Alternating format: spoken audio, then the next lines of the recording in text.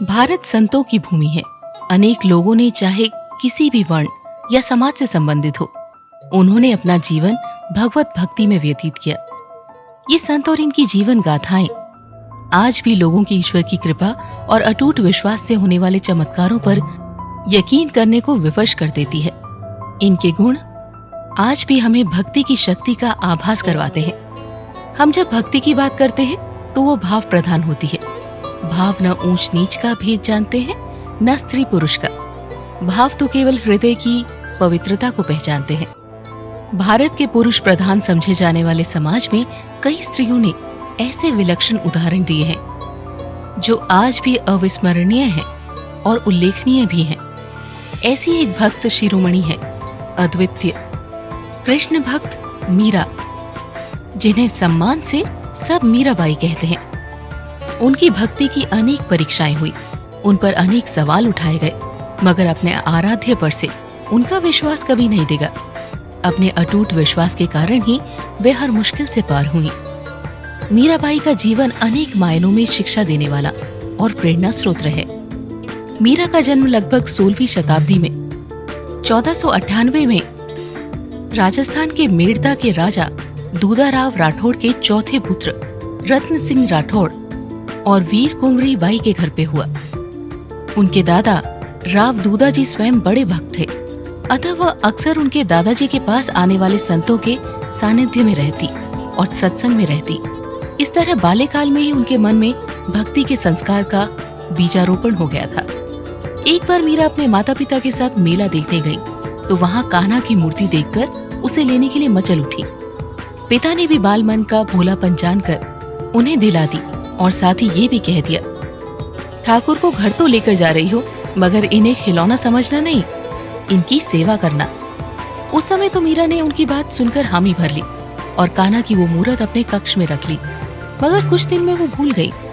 कुछ दिन पश्चात उनके पड़ोस से बारात जा रही थी। सब स्त्रियां अपने झरोके से देख रही थी। बारात देखकर मीरा ने अपनी माँ से पूछा, माँ, ये घोड़े पर कौन बैठा है? माता ने बताया, वो दूल्हा है जो अपनी दुल्हन लेने के लिए जा रहा है। तब मीरा ने भोलेपन से पूछा, माँ, मेरा दूल्हा कौन है? पहले तो उनकी माता ने बात को टालने की कोशिश की, परंतु मीरा के बार बार पूछे जाने पर उन्होंने पास रखी कान्हा जी की मूर्ति मीरा की झोली में डालते हुए कहा, ले, ये है तेरा दूल्हा। बस यही वो पल था जिसने मीरा के जीवन की दिशा बदल दी। उसी क्षण से उन्होंने कान्हा को अपना पति मान लिया और उसी भाव से उन्हें अपना ठाकुर मानकर प्रेम भाव से उनकी सेवा करने लगी। वो सारा दिन उनसे बातें करती और फिर खुद ही बातों का जवाब भी देती। जहाँ जाती अपने ठाकुर जी को अपने साथ लेकर जाती। बचपन में सबने इसे उनकी बाल सुलभ भावना माना और उनकी भक्ति को संस्कार माना और सहज भाव से स्वीकार किया, परंतु उन्होंने मीराबाई की भक्ति में छिपे प्रगाढ़ प्रेम का आभास नहीं किया था। मीरा के बड़े होने पर उनका विवाह चित्तौड़ के महाराणा सांगा के पुत्र राजा भोजराज से तय हुआ। मीरा ने इसका काफी विरोध किया और यही कहती रही कि वे कृष्ण से प्रेम करती है और उन्हें ही अपना पति मानती है। मीरा की सखियां जब उन्हें राजा जी से विवाह के लिए मनाती तो मीरा कहती, ऐसे बर को क्या करूं जो जन्मे और मर जाए? बर वारिये गोपाल जी, मारो चुड़लो अमर हो जाए। आखिर मेड़ता और मेवाड़ के राजनीतिक संबंध सुधारने के लिए अंततः 1573 में उनका विवाह भोजराज के साथ कर दिया गया। जब माता वीर कुंवरी बाई जी दहेज का सामान रखवा रही थी, उन्होंने देखा मीरा उदास थी। उन्होंने पूछा, क्या बात है मीरा, कुछ चाहिए? मीरा व्याकुल होकर बोली, देरे माई माँ को गिरधर प्यारे, चरण की आन करता हो और ना दे मणिलाल, ना तो सारो परिवार सारो, मने लागे मानो काल, मीरा का प्रभु गिरधर नागर, छवि बसा भई निहाल। मीरा की माता जानती थी कि मीरा एक पल भी अपने ठाकुर की मूर्ति के बिना नहीं रह सकती, अतः उन्होंने मीरा की पालकी में उनके साथ ही उनके गिरधर भी विराजमान कर दिए। भक्त को भी भगवान से अधिक और क्या चाहिए। मीरा अपने गिरधर के साथ ही ससुराल पहुंची। उनकी सास उनके अनुपम रूप को देखकर बहुत प्रसन्न हुई। कहते हैं जब उनकी सास ने ससुराल पक्ष के कुलाचार के अनुसार उन्हें देवी पूजा के लिए आने को कहा तो मीरा ने ये कहकर मना कर दिया कि वो गिरधर के सिवा किसी और देव के सामने नहीं झुकेगी। उनकी ननद उदा ने भी समझाया, मगर वो नहीं मानी। जब सखियों ने उन्हें समझाया कि ये पूजा सुहाग की रक्षा के लिए है, तो वो बोली, मेरा सुहाग तो अमर है, जिसे अपने पर शंका हो वो गिरधर को छोड़कर देव पूजा कर ले। कई स्त्रियों ने उनकी इस बात का बुरा भी माना, किंतु कई लोग मीरा की निष्ठा देखकर हैरान थे। राजा भोजराज जब मीरा के पास गए तो मीरा ने उनसे अपने कृष्ण प्रेम की बात कही। पहले तो वो बहुत नाराज हुए, मगर बाद में मीरा की निश्चल और सरल हृदय भक्ति देखकर उन्होंने इस सत्य को स्वीकार कर लिया। फिर भी वे जब भी मीरा को देखते, उनके अनुपम रूप, उनकी सादगी पर मोहित हो जाते। मीरा का अधिकतर समय तो कृष्ण सेवा में ही बीतता था, फिर भी एक अच्छी मित्र की तरह भोजराज का सत्कार और सेवा करती और उन्हें प्रसन्न रखती। भोजराज स्वयं भी साहित्य प्रेमी थे। मीरा की पद रचना से उन्हें बड़ा हर्ष होता। वे मीरा के भक्ति गीतों में मीरा के भावों की प्रगाढ़ता को समझने लगे थे। इसीलिए उन्होंने मीरा के लिए महल में ही कृष्ण मंदिर का निर्माण करवा दिया था। उनकी अनन्य भक्ति साधना का सम्मान करते हुए राजा भोजराज ने मीरा पर कभी एक पति होने का अधिकार नहीं जताया और कुछ समय बाद मीरा से ही अनुमति लेकर दूसरा विवाह कर लिया, जिसके लिए मीरा ने बड़े प्रसन्न होकर सहमति दे दी थी, क्योंकि उन्हें पहले से इस बात की ग्लानि थी कि वे राजा के प्रति एक पत्नी का कर्तव्य पूरी तरह से नहीं निभा पा रही हैं। कहते हैं स्वयं मीरा ने ही उनकी दुल्हन का स्वागत किया था। जब राजा भोजराज के प्रति अपने दायित्व से मुक्त होकर मीरा अपना सारा समय कृष्ण सेवा में व्यतीत करती। अब मीरा का सारा समय कृष्ण आराधना और साधुओं के सत्संग में बीतने लगा। मीरा की भक्ति अब अपने चरम पर पहुंचने लगी थी। वह अक्सर भाव विभोर हो जाती, कभी खुद ही हंसती, कभी रो देती। वे अक्सर कई दिन तक बिना खाए पिए प्रेम समाधि में बैठी रहती, जिससे उनका शरीर काफी कमजोर हो गया। राजा जी ने जब वैद्य को बुलाया तो मीरा बोली, हेरी, मैं तो प्रेम दीवानी, मेरा दर्द न जाने कोई। सूली ऊपर सेज हमारी, कैसे साना होए। गगन मंडल पे सेज पिया की, कैसे मिलना होए। घायल की गति घायल जाने, कीचड़ लाई होए। किसी भी वैद्य के पास भला अलौकिक प्रेम विरह के दर्द की दवा कहाँ से आती। वैद्य भी लाचार से दिखते रहे तो मीरा ने उनसे कहा, ना तो नाव का मासू तणक न तोड़ियो जाए, पाड़ा जो पीली पड़े, लोग कहे पिंड रोग। जाने लावण्या महे किया रे राम मिलन का जोग। बाहर वैद बुलाए रे, पकड़ दिखाई मारी बाँ। मूर्ख वेद नी जानियो, कसक कलेजो मोय। जावो वेद घर आपने रे, मारी नाव न ले। मैं तो दासी विरह की रे, काहे औषध दे। मारो नाता नाम को, और न नाता कोय। मीरा व्याकुल बिरहणी, हरि दर्शन दीजियो मोहे। मीरा की इन बातों और फिर अपार शक्ति के आगे राजा भोजराज नतमस्तक हो जाते। राजा भोजराज जो कभी कभी मीरा से मिलने जाते थे, उनके जाने के बाद मीरा का वो समय भी गिरधर की सेवा में ही बीतने लगा। अक्सर संत जन उनके मंदिर में आते या वो ही साधुजनों की कीर्तन मंडली में चली जाती। विवाह के बाद भी इसी प्रकार 10 वर्ष बीत गए। संवत 1580 में युद्ध में घायल होने के बाद राजा भोजराज का देहांत हो गया। पूरा राजपुताना समाज इस बात से हैरान था कि राजा भोजराज की मृत्यु पर सती होना तो दूर, मीरा ने अपना सुहाग वेश नहीं त्यागा। महल में भी इस बात की चर्चा हुई और सबने मीरा से कहा, मगर मीरा हमेशा यही कहती रही कि मेरे पति तो मेरे गिरधर गोपाल हैं, इसीलिए वो अपना चूड़ा नहीं उतारेंगी। रूढ़िवादी राजवंश में ये बात किसी को पसंद न आई, मगर मीरा के हट और तर्क के आगे सब निरुत्तर हो जाते। कुछ वक्त के बाद महाराणा सांगा भी परलोक सुधार गए और राजगद्दी मीरा के देवर विक्रमजीत को मिल गई। राणा विक्रमजीत को मीरा का रहन सहन, साधु संतों का वक्त बेवक्त, बिना रोक टोक महल के अंदर आना पसंद नहीं था। उन्होंने कई बार मीरा को ये सब रोकने का संदेश भेजा। चंपाबाई और कर्माबाई नामक 2 दासियों को भी इसी उद्देश्य से मीराबाई के पास भेजा गया था। कई बार उनकी ननद उदा ने भी समझाया, मगर मीरा का प्रेम कम होने के बजाय बढ़ता ही चला गया। मीरा सब समझाने वाली सखियों से यही कहती, बरजी में काहू की न रहूं। सुन रही सखी, तुम चेतन होके मन रही बात कहूं। साधु संगत का हरि सुख ले, जग से मैं दूर रहूं। तन धन मेरा सभी जाओ, भल मेरी सही लहूं। मन मेरी लाग्यो समरण सेती, सबका मैं बोल सहूं। मीरा के प्रभु गिरधर नागर, सतगुरु सरगहूं। इन पर सब सखियों ने फिर से समझाते हुए कहा, हम आपका प्रेम सच मानते हैं। आप अपने मंदिर में ठाकुर जी की सेवा में रहो तो भी समझे, मगर राजपुताना की स्त्रियां इस तरह से दिन रात साधुओं की मंडली में रहना और नाचना गाना तो स्वीकारना कठिन है बाई जी। तभी मीरा ने कहा, सिसोदियो रूठियो तो मारी क्या कर ली सी, माँ तो गुण गोविंदा गासिया हो माए, राणा जी रूठियो तो वारो देश रखासी, हरि जी रूठिया किए जासिया हो माए। मीरा की निष्ठा देखकर सखियां, यहाँ तक कि ननद उदा भी प्रेम के दर्द से अछूती न रही। वो सब मीरा की तड़प को महसूस कर पा रही थी।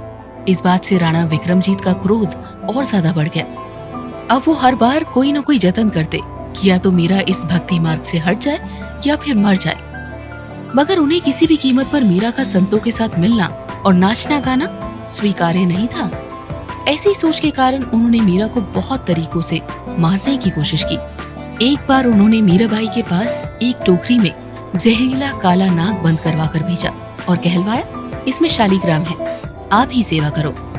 मीरा ने प्रेम से वो टोकरी ले ली और जब खोली तो देखने वाले सब हैरान रह गए। उसमें सच में फूलों के बीच में एक अद्वितीय शालीग्राम रखा हुआ था। मीरा भगवत दर्शन कर खुशी से नाचने लगी। मीरा मगन भई हरिगुण गाय, सांप पिटारा राणा भेजिया, मीरा हाथ दिया जाए। नहाए धोए जब देखने लगी, शालग्राम कई पाए, मीरा के प्रभु सदा सहाय, राखे विघ्न मिटाए, भजन भाव में मस्त डोलती, गिरधर पे बलि जाए। राणा विक्रमजीत को जब ये बात पता चली तो वो भी अचंभित हो गए, मगर फिर उन्होंने इसे अपनी हार समझा। उनका अहंकार और क्रोध बढ़ता चला गया। उन्होंने इस तरह के अनेक प्रयास किए कि किसी तरह से तो मीरा का विश्वास टूटे या वे मर जाएं, किंतु मीरा की श्री कृष्ण की अनन्य भक्ति और विश्वास सदा उनकी रक्षा करता रहा। मीरा कहती थी, भगवान अपने भक्त का अहित नहीं होने देते, किंतु मीरा नहीं चाहती थी कि उनके परिजन किसी भी कारण किसी अपराध के भागी बने। अतः उन्होंने तुलसीदास जी को पत्र लिखा, स्वस्ति श्री तुलसी गुणभूषण देश हरण गोसाई, बारी बार प्रणाम करूं अब हर को शोक समुदाय। घर के स्वच्छंद हमारी जेंद, सबने उपाधि बढ़ाई, साधु संग अरु भजन करत, मोहि देत क्लास महाई। सो तो अब छूटने नाही क्यों हूं, लागी लगन बरिहाई, बाल पड़े में मीरा किन्हीं गिरदन लाल बिताई। मेरे मात तात सम तुम हो, हरि भक्तन सुखदाई, मौका कहा उचित करीबो, अब सो लिखी समुझाई। अर्थात, हे तुलसीदास जी, मैं मीरा आपको प्रणाम करके आपसे निवेदन करती हूँ कि मेरा दुख का निवारण कीजिए। मेरे परिवारजनों को मेरा साधु संग पसंद नहीं है और भक्ति मार्ग से हटाने के लिए अनेक प्रकार के कष्ट देते हैं। मैंने बालपन से ही गिरधर गोपाल को अपने पति रूप में स्वीकार कर लिया था और अब उनसे विमुख नहीं हो सकती। आप भक्त शिरोमणि हैं, मेरे माता पिता के समान पूजनीय हैं, अतः आप बताएं कि मैं क्या करूं। मीरा ने अपनी व्यथा लिखकर भिजवाई और जवाब की प्रतीक्षा करने लगी।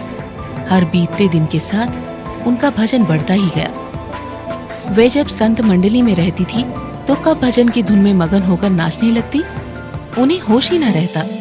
ये सब उनके समाज के लोगों के लिए असहनीय होता जा रहा था। एक बार किसी ने राणा विक्रमजीत से शिकायत कर दी कि जो मीरा दिन भर बेरहन बनती है ना, उन्हीं मीरा के कक्ष से रात को किसी पुरुष की आवाज आती है। ये सुनकर राणा जी के क्रोध की कोई सीमा न रही। उन्होंने इस सत्य पर सहज ही विश्वास कर लिया और उनकी सत्यता का प्रमाण पाने के लिए तलवार लेकर मीरा के महल में चले गए। उनके कक्ष का दरवाजा बंद था और अब इसे राणा का हठ संकल्प कहो या प्रभु की लीला, भीतर से किसी पुरुष की आवाज आ रही थी। राणा जी ने किवाड़ खुलवाया तो देखा मीरा तो समाधि में लीन थी। उन्होंने मीरा से पूछा, कौन था वहां? मीरा ने यही कहा, मैं तो केवल अपने गिरधर को पुकारती हूँ, उनके सिवा और कौन हो सकता है? इस जग में श्री कृष्ण के सिवा किसी और का कोई अस्तित्व हो तो ही आए। राणा को यकीन न हुआ। उन्होंने सारे महल को खोजा पर कोई मिला ही नहीं। कोई होता तो ही मिलता ना। राणा जी क्रोध और अहंकार से भरे थे।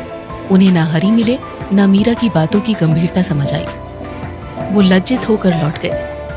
हर बार राणा विक्रमजीत उन्हें मारने की कोशिश करते और हर बार कोई न कोई चमत्कार मीरा की रक्षा करता। इन चमत्कारों की चर्चा सारे नगर में होने लगी। जो भी इनके बारे में सुनता मीरा की भक्ति का कायल हो जाता और स्वयं भी उसी प्रेम की भावना से भर जाता। इतने में तुलसीदास जी ने मीरा के पत्र के जवाब में एक और अति प्रसिद्ध पद लिख कर दिया। जाके प्रियन राम बेदेही, तजिए ताही कोटि बेरी, सम जदपि परम स्नेही, तजियो पिता प्रहलाद विभीषण, बंधु भरत महतारी, बलि गुरु तजियो कंत, ब्रज बनी तनी भय मुद मंगलकारी, ना तो नेह राम सो मनिहत, सुहृद सुसेवे लो, अंजन कहाँ कहीं जेही फूटे, बहु तक कहाँ कहो लो, तुलसी सो सब भांति, परम हित पूज्य प्राण ते प्यारो, जासो बड़े स्नेह राम पद, ऐसो मतो हमारो। गोसाई तुलसीदास जी की प्रेरणा से ही मीरा ने एक राम भजन पायो जी मैंने राम रतन धन पायो की रचना की। ये इतना प्रसिद्ध हुआ कि आज भी गाया जाता है। कहते हैं मीरा के पदों की यानी कि कृष्ण प्रेम की जो कविताएं वे कहती या लिखती थी, उनकी प्रशंसा सुनकर अकबर भी तानसेन को साथ लेकर वैष्णव वेश में आए और मीरा की भक्ति का अद्भुत प्रभाव देखकर रणछोड़ जी श्री कृष्ण के लिए अमूल्य हार देकर लौट गए। ये सब राणा विक्रमजीत के लिए असहनीय था। एक दिन उन्होंने मीरा को विष का प्याला देते हुए कहा, ये चरणामृत है। मीरा ने सच जानते हुए भी प्रेम से पी लिया।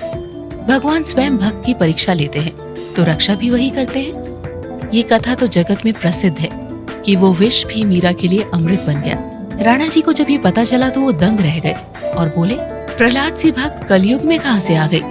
इसके बाद मीरा ने ये सोचकर कि परिजनों से कोई अपराध न हो जाए, आखिर राजमहल छोड़ दिया और भगवान को खोजती हुई उनके नाम वृंदावन की ओर चल दी। अनेक स्थानों पर साधु संग करती हुई और उनके विचार जानती। उनकी तीर्थ यात्रा के दौरान मीरा ने अनेक संप्रदायों के संतों के दर्शन किए, मगर सबके अलग अलग विचार थे। सब अपने संप्रदाय को महान और दूसरों से नीचा दिखाते। मीराबाई को इससे संतुष्टि न होती। वो सदा यही सोचती कि सच्चा संत तो वो होता है जो स्वयं को ही छोटा मानता है और किसी की निंदा नहीं करता।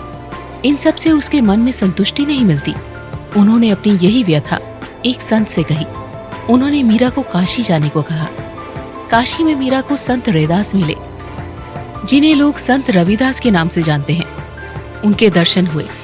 मीरा ने प्रार्थना की, हे प्राणनाथ गुरुदेव, मैं तमाम साधु संतों और महात्माओं को टटोल चुकी हूँ, परंतु मेरा दुख किसी ने नहीं काटा। पर आपके दर्शनों ने मन को धीरज प्रदान किया है। मुझे जन्म मरण के चक्कर से डर लगता है, इसीलिए मुझे अपनी चरणी लगाओ और नाम की पवित्र दात देकर मुझ दुखियारन के दुख दरिद्र दूर करो। मैं परमात्मा जी के दर्शन की चाह में दीवानी फिरती हूँ, परंतु दुनिया के लोग मुझे पागल जानकर मजाक बनाते हैं और ताने मारते हैं। इसीलिए मैं संसार से उदास होकर तुम्हारे दर पर आई हूँ। माता पिता, ससुराल वाले और रिश्तेदार मुझे अभागन जानकर माथे पर बल डालते हैं। हे गुरुदेव, आप मेरे अंधेरे मन में प्रकाश करो ताकि अपने आप ही समझ आ जाए। मीरा जी की प्रेम में और विनम्र विनती सुनकर भक्त रविदास जी के मन में बड़ी दया आई और उन्होंने सोचा कि इस संसार में ऐसी देवी भी है जो केवल परमात्मा के दर्शनों से ही प्यार करती है। इसका मन शीशे की तरह अंदर से निर्मल है। भक्त रविदास जी ने मीरा जी को ब्रह्म ज्ञान का उपदेश दिया। कहा, भइयो जऊ तनु भइयो छिनु छिनु, प्रेमु जाय तयु डर पे तेरो जनु।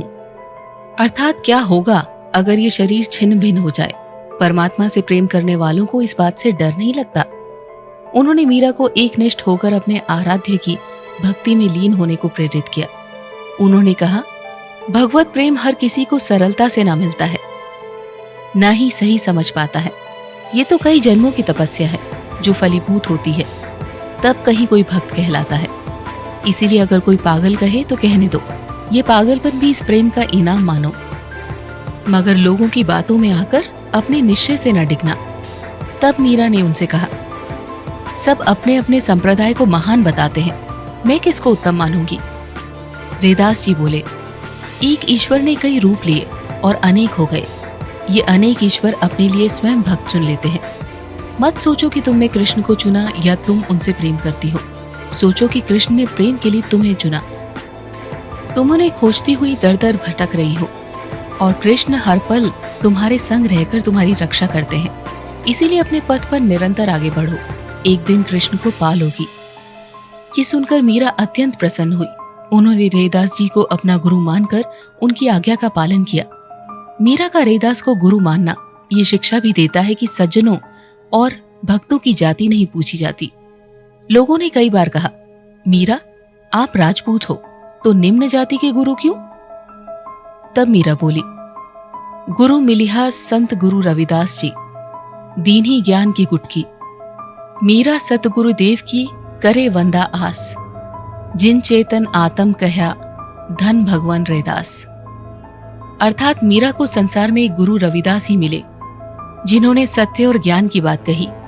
मैं अपने गुरु को प्रणाम कर उनकी बात पर विश्वास करती हूँ। धन्य है गुरु रैदास जिन्होंने मुझे आत्मज्ञान का सत्य समझाया और मेरे हृदय में चेतना जगाई। तब मीरा अपने गुरु की आज्ञा अनुसार कृष्ण नाम में रम गई। काशी से वे कृष्ण की लीला भूमि वृंदावन गई। वृंदावन की गलियों में वो गाती फिरती, बंसी वाला आव्यो मारे देश, थारी सावरी सूरत वालो भेस, आऊं आऊं कहकर गया जी, कर गया खुल अनेक, गिनत गिनत जिस गई जी, मारी उंगलियों की रेख। कहते हैं भक्त के पुकार पर भगवान को भी आना ही पड़ता है। कान्हा को अपने बाल स्वरूप में आकर मीरा को दर्शन देने ही पड़े। अपनी प्रीतम के दर्शन पाकर मीरा प्रेम दीवानी हो नाचने गाने लगी। आज मैं देखियो गिरधारी, सुंदर बदन मदन की सीमा, चितवन अंधियारी, माधुरी मूरत अति प्यारी, बसी है निस्दिन हृदय विच, टरे नहीं टारी।